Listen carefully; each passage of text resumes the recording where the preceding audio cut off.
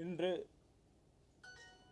ஒட்டுமொத்த மக்களிடமும் வாக்கெடுப்பு நடத்தி அந்த வாக்கெடுப்பில் 96% மேல் அரசியல் கட்சி தொடங்க வேண்டும் என்ற வாக்கெடுப்பு உரிமையை பெற்று இன்றைய தினம் அனைத்து மக்களுக்குமான அரசியல் அதிகார உரிமையை வழங்கிடக்கூடிய வண்ணமாக எங்களுடைய அரசியல் கட்சியின் பெயரினை அறிவிக்க இருக்கின்றோம். இந்த அரசியல் கட்சியானது அனைத்து தரப்பு மக்களின் உரிமையை மீட்டு கொடுக்கக்கூடிய ஒரு மாபெரும் ஒரு அரசியல் இயக்கமாக எங்களது இயக்கம் இருக்கும். எங்களுடைய அரசியல் கட்சிக்கு ஒட்டுமொத்த மக்களின் அமோக வரவேற்பை பெற்று இந்த அரசியல் கட்சியின் பெயரை கூட ஒட்டுமொத்த மக்களிடம் கலந்து இந்த பெயரை நாங்கள் தேர்வு செய்திருக்கின்றோம். எங்களுடைய அரசியல் கட்சியினுடைய பெயர் நமது மக்கள் முன்னேற்ற கழகம். நமது மக்கள் முன்னேற்ற கழகம் ஒட்டுமொத்த மக்களின் முன்னேற்றத்துக்கானது, இளைஞர்களின் முன்னேற்றத்துக்கானது, மகளிர் முன்னேற்றத்திற்கானது, விவசாய பெருமக்கள் வாழ்க்கையிலே ஒரு விடிவை தரக்கூடிய இயக்கமாக நமது மக்கள் முன்னேற்ற கழகம் இருக்கும் என்பதை இந்த நேரத்திலே தெரிவித்துக் கொள்கின்றேன்.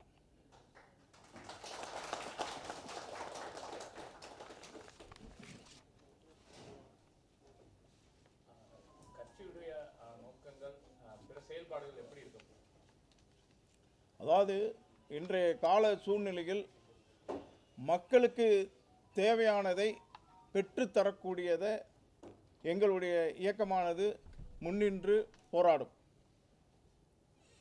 கட்சியோட கொள்கை சார், ஒரு சில தலைவர்களை முன்னிறுத்தி இவங்களோட கொள்கையின் அடிப்படையில் நாங்கள் பின்பற்றி போகிற மாதிரி சொல்லுவாங்க. அந்த மாதிரி உங்களோட கட்சியின் கொள்கை தலைவர்கள் எப்படி இந்த மாதிரி சார் ஃபாலோ பண்ணுவாங்க? அதாவது கொள்கை தலைவர்கள் வழிகாட்டியதை பின்பற்றி நடக்க இருக்கின்றோம். அதே வேளையில் இன்றைய கால சூழ்நிலையில் அனைத்து கட்சிகளும் ஒரு சில கொள்கை தலைவர்களை பின்பற்றுகின்றோம் என்று கூறுகிறார்கள். அந்த கொள்கை தலைவர்கள் விதித்த கொள்கையின் அடிப்படையிலே நடந்து கொள்கிறார்களா? இன்றைய மக்களுக்கு என்ன தேவை? அந்த தேவையை பெற்று தருவதன் மூலம் கொள்கை தலைவர்கள் காட்டிய வழியை நாங்கள் பின்பற்ற இருக்கின்றோம்.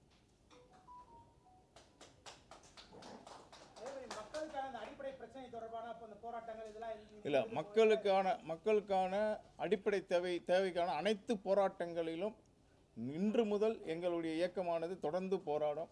நாங்கள் சமூக அமைப்பாக இருக்கும் பொழுதே பல்வேறு போராட்டங்களை நடத்தியிருக்கின்றோம். இன்னும் வலுவாக அரசியல் கட்சியாக மக்களுடைய உரிமையை மீட்டு கொடுக்கக்கூடிய போராட்டத்தை நிச்சயமாக தொடர்ந்து நடத்துவோம். முன்னாடி உங்களுடைய பார்த்தீங்கன்னா உங்களுக்கு ஒரு சாயம் பூசப்பட்டிருக்கு. ஒரு ஜாதி ரீதியான ஒரு அமைப்பு ரீதியாக தான் நீங்கள் வந்திருந்தீங்க. இப்போ அது கட்சியாக மாறுது. இது எப்படி கொண்டு போகிறீங்க? இதுவும் ஜாதி ரீதியாகவே கொண்டு போக போகிறீங்களா, இல்லை மக்களுக்கான இல்லை எல்லா மக்களும் சேர்ந்த ஒரு விஷயம்? நாங்கள் சமூக அமைப்பாக இருக்கும் பொழுதே ஜாதி மதம் பார்க்காமல் அனைத்து தரப்பு மக்களுக்காக, மக்களின் உரிமைக்காக நாங்கள் போராடி இருக்கின்றோம். இப்போது அரசியல் கட்சியாக மாறிய பின்பு நிச்சயமாக அனைத்து தரப்பு மக்களுக்கும், அனைத்து சமூக மக்களுக்கும், அனைத்து மதத்தினருக்கான ஒரு இயக்கமாக, ஒரு அரசியல் கட்சியாக நமது மக்கள் முன்னேற்ற கழகத்தை முன்னின்று வழிநடத்துவோம். கட்சி ஆரம்பிச்சிருக்கீங்க, உங்களோட செயல்பட போகுதா இல்லை வேற யாராவது முதலமைச்சர் ஆக்குறதுக்கு நீங்க இந்த கட்சியை பாடுபட போறீங்களா? இல்லை, நாங்கள் முதலமைச்சர் ஆகிறோமோ இல்லையா, யார் அரசியல் அதிகாரத்தில் இருந்தாலும் அந்த அரசியல் அதிகாரத்தில் இருப்பவர்கள் நாங்கள் சொல்லக்கூடிய விஷயத்தை செய்யக்கூடியவர்களாக இருப்பார்கள். நீங்க அங்கம் வகிக்கக்கூடிய அந்த கட்சியில வந்துட்டு நீங்களும் அது வந்து ஆட்சியில வந்து பங்கு வகிக்கிற மாதிரி இருக்குமா இல்லை எப்படி சார்? நிச்சயமாக நாங்கள் பங்கு வைக்கக்கூடிய அரசியல் அமைப்பாகத்தான் இருக்கும். ஏன்னா இந்த 2026 தேர்தல் வரப்போகுது, இன்னும் ஒரு 6-7 மாதங்கள் தான் அது இருக்கு. அதுக்கு முன்னதாக கட்சி தொடங்கியிருக்கீங்க, அது கூட்டணியா இல்லை தனித்து போட்டியா எப்படி? இல்லை நேற்று கடந்த பத்திரிகையாளர் சந்திப்பிலே சொல்லியிருக்கோம், ஒருமித்த கருத்து உடைய அரசியல் கட்சியுடன் நிச்சயமாக நாங்கள் கூட்டணி அமைப்போம். இதுக்கு முன்னாடி நீங்க சங்கங்களா இருக்கும்போது பாத்தீங்கன்னா முன்னாள் முதல்வர்களோட நிறைய அவங்களுடைய தொடர்புகள்லாம் இருந்திருக்கீங்க, நிறைய கோரிக்கைகள்லாம் வலியுறுத்திருப்பீங்க. ஸோ நீங்க அந்த மாதிரியான கோரிக்கைகளை வலியுறுத்தி இப்போ நீங்க கட்சி ஆரம்பிச்சதுக்கான காரணம்னு ஒன்று இருக்கும். ஸோ எதுவுமே செயல்படுத்த முடியாத சூழ்நிலை கட்டாயம் இல்லை, நாங்கள் சமூக அமைப்பாக இருக்கும் பொழுது எங்களுடைய பல்வேறு கோரிக்கைகளை அரசாங்கங்கள் நிறைவேற்றப்படாமல் இருந்துச்சு. அதே சமயத்தில் ஒரு அரசியல் இயக்கமாக ஒரு வலுவான ஒரு கட்டமைப்பை மிக்க ஒரு அமைப்பை தோற்றுவித்து ஒரு அரசியல் இயக்கத்தின் மூலம் நம்மளுடைய கோரிக்கைகளை நாம் வலியுறுத்த வேண்டும் என்பதற்காக தான் இந்த அரசியல் இயக்கத்தை நாம் தொடங்கியிருக்கின்றோம். சார், இப்போ உங்க சமுதாயத்தை சார்ந்தவங்களே இப்போ திமுக கவர்மெண்ட்ல பெரிய பெரிய அமைச்சர்கள் எல்லாருமே இருக்காங்க. அப்படி இருந்தும் நீங்க ஆரம்பிச்சிருக்கான மெயின் ரீசன் இல்லை, திமுகன்னு இல்லைங்க, ஒரு கட்சி இல்லைங்க, ஒரு கட்சி இல்லை. மக்கள் எங்கள் சமூகம் மட்டும் இல்லை, அனைத்து தரப்பு மக்களுக்கும் அடிப்படையான உரிமைகளை பெற்றுக் கொடுக்கணும். அரசியல் அதிகாரங்களை இன்னும் வந்து பெறாத சமூகங்கள் எவ்வளவோ இருக்குது, பெறாத மக்கள் எவ்வளவோ இருக்காங்க. அவங்களுக்கான அரசியல் அதிகார உரிமையை பெற்றுக் கொடுக்கக்கூடிய ஒரு வலுவான அமைப்பை உருவாக்கணுங்க தான் நாங்கள் உருவாக்கியிருக்கோம். நீங்க ஒருவேளை உங்களோட ஆட்சி அமைக்கும் பட்சத்துல மக்களுக்கு என்னென்ன மாதிரியான திட்டங்கள் கொடுக்க போறீங்க, என்னென்ன பிரச்சனைகளை? இப்போ நீர் நிலம் காற்று மூன்றுமே மாசுபட்டு வருகிறது. இன்றைக்கி எல்லாரும் தன்னுடைய பிள்ளைகளுக்கு சொத்தை சேர்த்து வைக்கணும்னு சொல்லி தான் ஓடுறாங்களோ ஒரு தூய காற்று, தூய நீர், தூய மண் வந்து இல்லை. அந்த தூய நீர், தூய காற்று, மண்ணை உருவாக்க வேண்டும் என்பதை பிரதான கொள்கையாக வச்சுருக்கோம். இப்போ விவசாயிகளுக்கு நீர் வந்து ஆதாரம் ரொம்ப ரொம்ப முக்கியம். புதிய 5 அணைகளை கட்டப்படணும் அப்படிங்கிற ஒரு பிரதான கோரிக்கை வச்சுருக்கோம். புதிய 5 அணைகளை கட்டணும், அதே மாதிரி துணை அணைகளை வந்து கட்டணும் அப்படிங்கிறதெல்லாம் பிரதான கோரிக்கைகளாக வைத்திருக்கிறோம். ஏற்கனவே ஆண்ட கட்சியும் சரி, தற்போது ஆண்டுக்கு இருக்க கட்சியும் சரி, இப்போ அவங்க எது செஞ்சதில் வந்து தவறுகள் இதாக இருக்குது, அதை நீங்கள் வந்து எதை மாற்ற போகிறீங்க? அதாவது எங்களுடைய கட்சியினுடைய பிரதான கொள்கையே அரசியல் கட்சிகளை வந்து நம்ம பழி சொல்லாமல், இந்த அரசியல் கட்சி இதை செய்யலாம் அதை செய்யலன்னு பழி சொல்லாமல் அடுத்து என்ன செய்யணும், என்ன பண்ண நாட்டு மக்களுக்கு எது தேவை. இப்போ நடந்தவையில் நம்ம பேசிக்கிட்டே போனால் சரியாக இருக்காது. இப்போ பாராளுமன்றத்தையும் சட்டமன்றத்தையும் முடக்குவது எங்கள் கட்சியினுடைய நோக்கம் இல்லை, அதை வச்சுருக்கோம். இப்போ பார்த்தீங்கன்னா இப்போ பாராளுமன்றம் 70 நாளாக 80 நாளாக வந்து முடக்கப்பட்டு இருக்குது அப்படிங்கிறாங்க. நம்ம சிந்தூர் ஆப்ரேஷனில் இப்போ என்ன முடக்கப்பட்டிருக்கு, ஏன் இப்போ 70 நாள் 80 நாள் முடக்கி என்ன செய்ய போகிறோம்? இங்கே பெரும் ஜனத்தொகை கொண்ட நாடு, உலகத்திலே பெரும் ஜனத்தொகை கொண்ட நாடு, உலகமே பாராளுமன்றத்தை எதிர்நோக்கி காத்திருக்கு. அப்படி இருக்க சூழ்நிலையில் நடந்த போரில் வந்து என்னென்ன குறைகள் இருந்துச்சு, என்னென்ன நம்மளுக்கு போர் விமானங்கள் இல்லை, தளவாட சாமான்கள் வந்து இல்லை, அப்போ அதை வந்து தான் கொண்டு வரணும் அப்படிங்கிற பற்றி பேசாமல், இல்லை இதெல்லாம் நம்ம விட்டுட்டோம், இதெல்லாம் கொண்டு வரணும், இதெல்லாம் எப்போ கொண்டு வர போகிறோம் அப்படிங்கிறத தான் பாராளுமன்றத்தில் பேசணும். அதனால் இந்த பாராளுமன்றத்தை சட்டமன்றத்தை முடக்குவதனால் மக்களுக்கு எந்தவித பயனும் இல்லை. ஒரு நாள் 2 நாள் முடக்கலாம், தொடர்ந்து முடக்குவதில் எந்தவித இதுவுமே இல்லை. அதே மாதிரி பார்த்தீங்க அப்படின்னா நிலத்தடி நீரை வந்து அதிகரிக்கணும். விவசாயிகளுக்கு வந்து விலை நிர்ணயம், விவசாயிகளுக்கு விளைபொருளுக்கு விலை நிர்ணயம் வந்து நிச்சயமாக ஏற்படுத்தி கொடுக்கணும். அது எந்த ஒரு அரசாங்கமும் விவசாயிகளை பற்றி நினைக்கல. நிச்சயமாக நாங்கள் விவசாயியை பற்றி நினைக்கிறோம். நாங்கள் ஆளும் அரசாங்கம், மத்திய அரசாங்கம் இருந்தாலும் மாநில அரசாங்கம், எந்த அரசாங்கம் இருந்தாலும் அந்த அரசாங்கத்திடம் எடுத்து சென்று விவசாயிகளுக்கான கோரிக்கைகளை நாங்கள் பெற்றுக் கொடுப்போம். திமுக, அதிமுக பெரிய பெரிய கட்சிகள் பார்த்தீங்கன்னா அவங்களோட தொண்டர்கள் பலம் ரொம்ப அதிகமாக இருக்கும். இப்போ நீங்கள் கட்சி புதுசாக ஆரம்பிச்சிருக்கீங்க, உங்களுடைய தொண்டர்களுடைய பலம் எப்படி இருக்கும்? எவ்வளோ பேர் இப்போதைக்கு கட்சியில் மெம்பராக இருக்காங்க, என்ன இலக்கு வச்சுருக்கீங்க? குறைந்தபட்சம் 234 தமிழக சட்டமன்ற தொகுதிகளிலும் பாண்டிச்சேரியிலும் நாங்கள் பெருவாரியாக இருக்கின்றோம். அதே மாதிரி அண்டை மாநிலம் கேரளா, கர்நாடகா பகுதியிலும் நாங்கள் வந்து பெருவாரியாக இருக்கிறோம். நடைபெறக்கூடிய தேர்தலில் எங்களுடைய பலம் கேரளாவிலையும் சரி, தமிழ்நாட்டிலையும் சரி, பாண்டிச்சேரியிலும் சரி மிகப்பெரிய ஒரு பலம் பொருந்திய ஒரு வாக்கு வங்கியாக தான் எங்களுடைய வங்கிகள் இருக்கும். குறைச்சி வச்சாலும் பார்த்தீங்க அப்படின்னா ஒரு தொகுதிக்கு 30,000 வாக்குகளை நாங்கள் வைத்திருக்கின்றோம். இப்போ கூட பார்த்தீங்கன்னா வாக்கெடுப்பு நடத்தாமே, மக்கள் மத்தியில் வாக்கெடுப்பு நடத்தாமே நாங்கள் ஆன்லைனில் நடத்திட்டோம்னு சொல்லி அனௌன்ஸ் பண்ணியிருக்கலாம். ஆனால் வாக்குச்சீட்டை கொடுத்து இன்று 5 லட்சம் பேருக்கு மேலே வாக்களித்திருக்கிறாங்க. வாக்குச்சீட்டை கொடுத்து அதை வந்து கரெக்டாக வந்து பண்ணியிருக்கோம். அதே மாதிரி எங்களுடைய அரசியல் கட்சிக்கும் உறுப்பினர் சேர்க்கையை வருகின்ற டிசம்பருக்குள் 25 லட்சம் உறுப்பினர்களை சேர்க்க வேண்டும் என்று திட்டமிட்டு இருக்கின்றோம். அதுவும் நிச்சயமாக உறுதியாக 25 லட்சம் உறுப்பினர்களை எங்கள் மாநில, மாவட்ட, நகர, ஒன்றிய நிர்வாகிகள் நிச்சயமாக அதை வலுவுடன் சேர்த்து அரசியலிலே ஒரு அசைக்க முடியாத ஒரு மிகப்பெரிய ஒரு இயக்கம் எங்களுடைய இயக்கம் என்பதை நிரூபித்து காட்டுவார்கள்.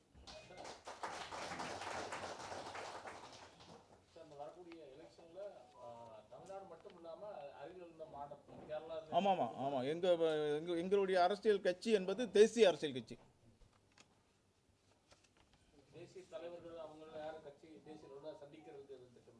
இல்லை, எல்லாரும் சந்திப்போம். அடிப்படை கோரிக்கைக்காக எல்லாம் சந்திப்போம். எங்களுக்கு கர்நாடக மாநிலத்தில் பொறுப்பாளர் இருக்காங்க, அதே மாதிரி ஆந்திராவில் பொறுப்பாளர் இருக்காங்க, கேரளாவிலையும் பொறுப்பாளர்கள் இருக்காங்க, எல்லா பகுதியிலும் பொறுப்பாளர் இருக்காங்க.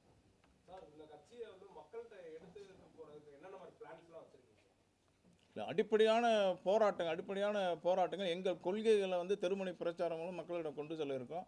அதே மாதிரி பார்த்தீங்கன்னா உங்களுக்கு கண்ணகி நீதி யாத்திரையை வந்து ஒரு 17 நாள் வந்து கண்ணகி பிறந்த பூம்புகார் மண்ணிலிருந்து குமுளி வரைக்கும் மிகப்பெரிய யாத்திரையை நடத்தியிருக்கிறோம். அந்த 17 நாளுமே ஒரு 17 மாநாடுகள் போன்று தான் அந்த கண்ணகி நீதி யாத்திரையானது நடைபெற இருக்கிறது. அந்த கண்ணகி அம்மன் திருக்கோயிலும் 2000 ஆண்டுகளாக புனரமைப்பு செய்யப்படாமல், கும்பாபிஷேகம் நடத்தப்படாமல் இருக்கிறது. நிச்சயமாக அந்த கண்ணகி நீதி யாத்திரை முடிந்த பிறகு தமிழக, கேரளா முதல்வர்களை சந்தித்தும் மாண்புமிகு பாரத பிரதமர் அவர்களையும் சந்தித்து கண்ணகி கோயிலை புனரமைக்க வேண்டும் என்ற எங்களுடைய கோரிக்கை மனுவை வழங்க இருக்கின்றோம். அவர் இல்லை, அதுக்கு முதல் கட்டமாக வந்து மாண்புமிகு ஐயா சிபி ராதாகிருஷ்ணன் அவர்களுக்கு நம்ம அனைவரின் சார்பாக, நமது மக்கள் முன்னேற்றத்தின் கழகத்தின் சார்பாக வாழ்த்துக்களை தெரிவித்துக் கொள்கின்றேன். ஒரு தமிழர் என்ற முறையில் நம்ம எல்லாருமே பெருமைப்படணும். நிச்சயமாக நம்ம தமிழர்கள் வந்து மிகப்பெரிய பொறுப்புகளுக்கு வரும்பொழுது நம்மளுடைய கரத்தை நாம் நீட்ட வேண்டும். வருகின்ற 26ஆம் தேதி மதுரையில் கட்சியோட தொடக்க விழாவை மிக பிரம்மாண்டமாக நாங்கள் நடத்த இருக்கின்றோம். தமிழகத்தின் பல்வேறு பகுதிகளிலிருந்து பல்வேறு தலைவர்கள், பல்வேறு அரசியல் கட்சியை சார்ந்த தலைவர்கள், பல்வேறு சமூக அமைப்பை சார்ந்த தலைவர்கள்லாம் வந்து பெருவாரியாக கலந்து கொள்ள இருக்கிறார்கள். அந்த செய்தியையும் நீங்கள் கலந்து கொண்டு சிறப்பாக வெளியிட வேண்டும் என்று கேட்டுக்கொள்கின்றேன்.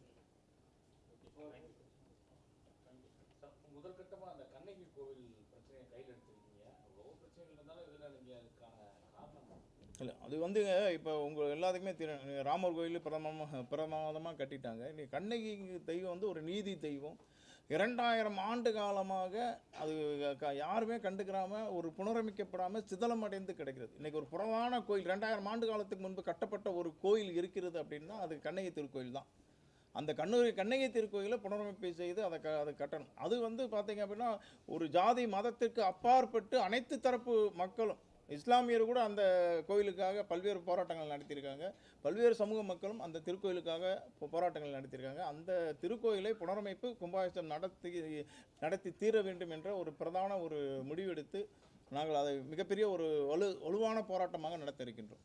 ஒவ்வொரு ஆண்டு திருவிழாவுக்கும் நீதிமன்றத்தை நாடி தான் அவங்க ஒரு சில அன்னதானமாக இருக்கட்டும், ஒரு சில நீதிமன்றத்தை நாடி தான் அந்த விழாவை நடத்துகிற மாதிரி இருக்குது.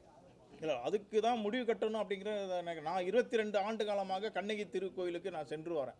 இப்போ ஆண்டுக்கு ஆண்டு பார்த்தீங்க அப்படின்னா அதுக்கான கூட்டங்கள் வந்து கண்ணகி திருக்கோயிலுக்கு ஆண்டுக்கு ஆண்டு கூட்டம் வந்து ஒரு வலுவடைந்துக்கிட்டே இருக்குது.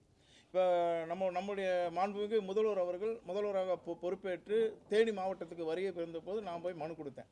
அது தமிழக வழியாக நீங்கள் பாதை அமைத்து கொடுக்க வேண்டும் அப்படின்னு சொல்லி அது தொடர்ந்து ஒரு 5 கோரிக்கைகளை நான் வந்து அவர்கிட்ட கொடுத்தேன். அப்புறம் முதல்வர் பார்த்துட்டு சொன்னார், ஏதாவது ஒரு கோரிக்கையை நீங்கள் சொல்லுங்கள், இந்த 5 கோரிக்கையில் ஏதாவது ஒரு கோரிக்கை சொல்லுங்கள், நான் உடனே இங்கே நிறைவேற்றுறேன் அப்படின்னாரு. அப்போ நீங்கள் கண்ணகி கோயிலுக்கு தமிழக வழியாக நீங்கள் பாதை அமைத்து கொடுக்க வேண்டும் அப்படின்னு சொன்ன உடனே அதுக்கான நிதியை ஒதுக்கி அதுக்கான ஆய்வை பண்ணாங்க. அந்த ஆய்வை பழியங்குடி வழியாக அந்த ஆய்வை பண்ணுறப்போ ஒரு 2 கிலோமீட்ரு பாறை வந்து ரொம்ப குத்துவசமாக இருக்குது, கேரளாக்குள்ளே போய் வர மாதிரி இருக்குது. இப்போ அதுக்கு வந்து ரோப் கார் வசதி வந்து அமைக்கணும் அப்படிங்கிறத என்பதை நம்ம கோரியிருக்கோம். அதுக்கான போராட்டங்கள் இது மத்திய அரசு தலையிட்டாதான், ஏன்னா இரு மாநில பிரச்சனையாக இருக்குது. தமிழக அரசு முன்னெடுத்து போகிறப்ப கேரளா அரசு கோர்ட்டுக்கு போயிடுறாங்க, கேரளா அரசு முன்னெடுத்து போகிறப்ப தமிழக அரசு கோர்ட்டுக்கு போயிடுறாங்க. இது ஒரு தீர்வான ஒரு முடிவாக வந்து இல்லை. எல்லை பிரச்சனை வேறு இருக்குது, மாநில எல்லை பிரச்சனை இருக்குது. அது தமிழக எல்லையில் இருந்தாலும் கேரளா அரசு அதுக்கு உரிமை கோருது. அதனால் இதுக்கு மத்திய அரசு வந்து தலையிட்டு கூடிய விரைவில் சரியான ஒரு முடிவு காணப்பட வேண்டும். அடுத்த சித்ரா பௌர்ணமி திருவிழாவானது ஒட்டுமொத்த இரு மாநில அரசுகளும் மத்திய அரசுகளும் சேர்ந்து ஒரு மிகப்பெரிய அரசு விழாவாக எடுக்க வேண்டும் என்பதை நம்ம ஒரு பிரதான கோரிக்கை வச்சுருக்கோம்.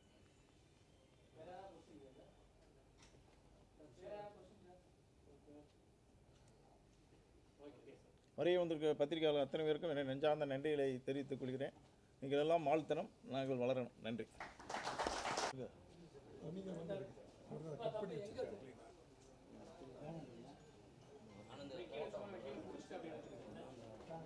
செய்ய மாட்டேன்.